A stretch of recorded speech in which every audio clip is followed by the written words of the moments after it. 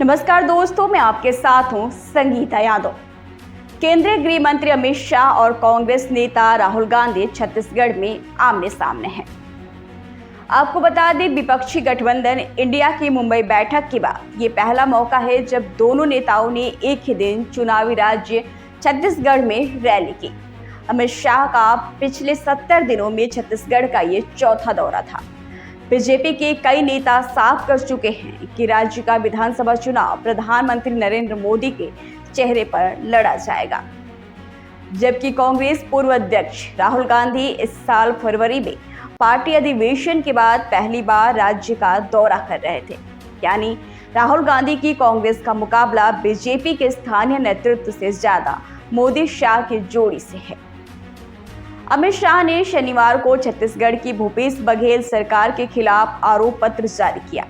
इसे black pepper कहा जा रहा है। उन्होंने इस आरोप पत्र में राज्य में कथित शराब घोटाले का जिक्र किया और कहा कि यहां घपले, घोटालों और वाद खिलाफी की सरकार चल रही है। उन्होंने कहा, जो लोग जेल में बंद हैं, वो लोग सत्ताधारी पार्टी के नेताओं इनके नाम उजागर ना कर दे, इसलिए उन्हें नींद नहीं आती। राहुल गांधी ने कहा, बीजेपी और नरेंद्र मोदी हिंदुस्तान के 2 से 3 अरबपतियों के लिए काम करते हैं। मैं आपको साफ कर देता हूं कि हिंदुस्तान के प्रधानमंत्री अडानी की कोई जांच नहीं करा सकते, क्योंकि जांच का नतीजा निकला तो उसका नुकसान अडानी को नहीं, किसी और को होगा। छत्तीसगढ़ में विधानसभा चुनाव इस साल के अंत तक हो सकते हैं, लिहाजा बीजेपी कांग्रेस को टक्कर देने के लिए आक्रामक रुख अख्तियार किए हुए है। 2 सितंबर को रायपुर में अमित शाह का भूपेश बघेल सरकार के खिलाफ आरोप पत्र जारी करना इसी रणनीति का हिस्सा है। दोस्तों, बीजेपी ने राज्य के 21 सीटों पर उम्मीदवारों का भी ऐलान किया है। बीजेपी के कई बड़े नेता छत्तीसगढ़ में जमे हुए हैं और पार्टी की रणनीति तैयार कर रहे हैं। पार्टी के जो बड़े नेता इस समय राज्य के दौरे पर हैं, उनमें केंद्रीय स्वास्थ्य मंत्री मनसुख मांडविया और पार्टी के राष्ट्रीय संगठन महामंत्री बीएल संतोष शामिल हैं। अमित शाह राज्य के 2 दिवसीय दौरे पर हैं। बीजेपी और नरेंद्र मोदी जी हिंदुस्तान के 2-3 अरबपतियों के लिए काम करते हैं। नाम आप जानते हो। कुछ ही दिन पहले दुनिया के सबसे बड़े फाइनेंशियल अखबारों में अदानी जी के बारे में कहानी आई, आर्टिकल छपा।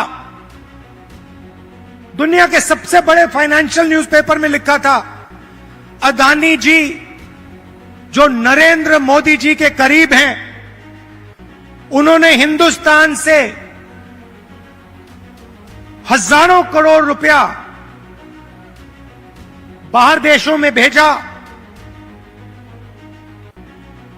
और उस पैसे से स्टॉक मार्केट में अपने शेयर्स का दाम बढ़ाया और उस पैसे से अदानी जी आपकी जो पूंजी है, आपका जो इंफ्रास्ट्रक्चर है, आपके जो एयरपोर्ट हैं, सुना है अब रेलवे स्टेशन भी उनको दिए जाएंगे।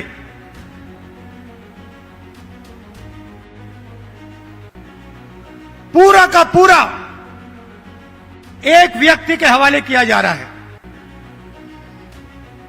और मैं साफ कहना चाहता हूं कि चाहे वो कर्नाटक की सरकार हो, छत्तीसगढ़ की हो, राजस्थान की हो, हिमाचल की हो, और जो अभी आने वाली हैं तेलंगाना, मध्य प्रदेश, ये सारी की सारी सरकारें गरीबों की सरकारें होंगी,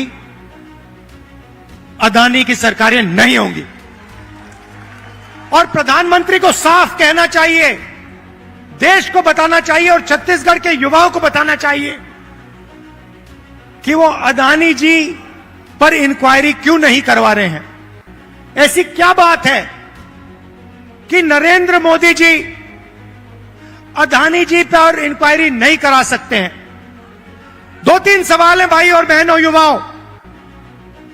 ये जो हजारों करोड़ रुपए हिंदुस्तान से बाहर गया, ये पैसा किसका था? पहला सवाल, ये अदानी जी का पैसा नहीं था, ये किसी और का पैसा था। किसका पैसा था? ये पहला सवाल है। प्रधानमंत्री जी कोई इंक्वायरी नहीं करवाएंगे। मैं आपको साफ कह देता हूं, हिंदुस्तान का प्रधानमंत्री अदानी जी पे कोई इंक्वायरी करा ही नहीं सकता, क्योंकि अगर उसका इंक्वायरी का नतीजा निकल गया तो नुकसान अदानी जी को नहीं होगा, नुकसान किसी और को होगा। तो छत्तीसगढ़ में हमने क्या किया? छत्तीसगढ़ में किसानों को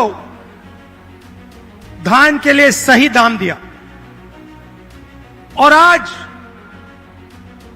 आप सारे प्रदेशों को देख लीजिए, लिस्ट निकालिए, सवाल पूछिए, धान के लिए सबसे ज्यादा पैसा कौन से स्टेट में मिलता है? जवाब मिलेगा छत्तीसगढ़, छत्तीसगढ़, छत्तीसगढ़। और प्रधानमंत्री जी यहां आए थे, मुझे याद है, बीजेपी के सब नेता आए थे और कहा था कि कांग्रेस पार्टी इस वायदे को पूरा नहीं कर सकती है। कहा था पैसा नहीं है। हमने साफ दिखा दिया, पैसा है और वायदा पूरा हमने कर दिया। आदिवासी शब्द का प्रयोग करते हैं। बीजेपी ने एक नया शब्द निकाला है, वनवासी। इस शब्द का बिल्कुल दूसरा मतलब है। वो चाहते हैं कि आप जंगल में ही रहें,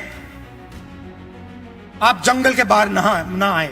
राहुल बाबा, आपने छत्तीसगढ़ के मेरे आदिवासी भाइयों को क्या दिया, इसका हिसाब जरा मेरे आदिवासी भाई